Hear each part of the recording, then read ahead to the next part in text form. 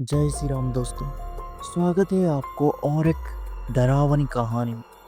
आज की इस कहानी एक गांव की, जिस गांव के बाहरी इलाकों में एक पुराना वीरान घर था जिसको लोग काली हवेली कहते थे। उस घर के बारे में गांव में कई अफवाह फैल चुकी थी।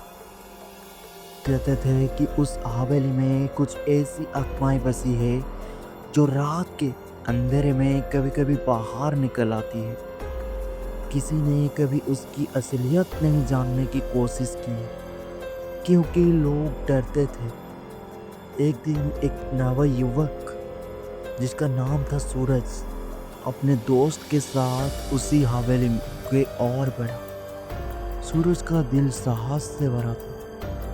वो मानता था कि ये सिर्फ एक अफवाह है और उसे डरने का कोई वजह नहीं। रात का समय था और चांद की रोशनी में हवेली और भी डरावनी लग रही थी।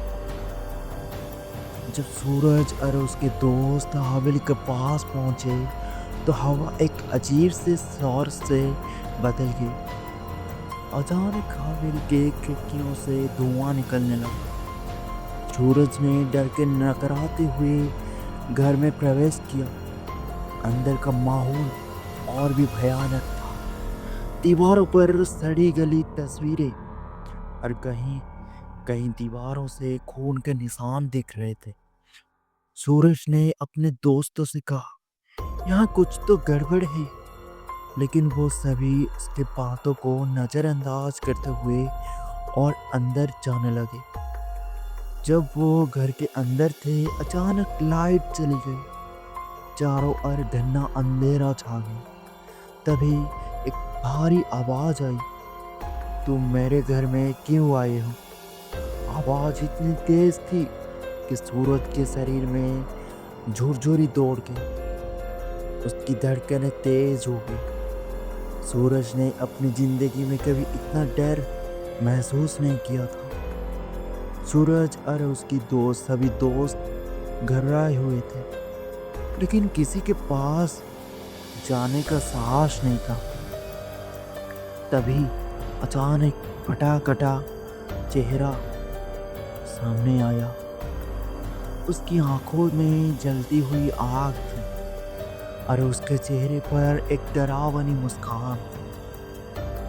उस चेहरे ने डरावनी आवाज में कहा, तुम लोग मुझे छोड़कर जाओ या तुम्हारा अंत भी मेरे जैसा होगा।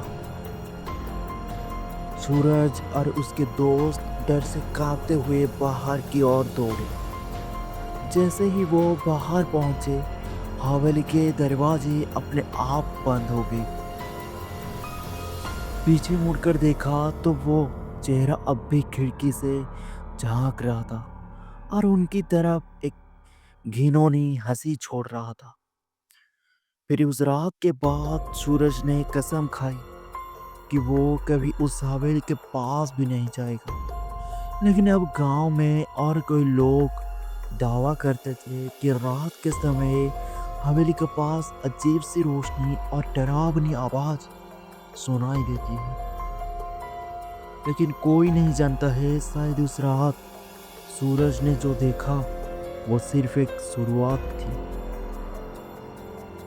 ये थी सूरज की कहानी। अगर आपके पास ऐसी कोई कहानी है तो हमें ज़रूर शेयर कीजिए। और आपको ये कहानी पसंद आई है तो लाइक, शेयर और सब्सक्राइब करना ना भूलें। अगली बार फिर मिलेंगे और एक डरावनी कहानी के साथ। तब तक के लिए सावधान रहें।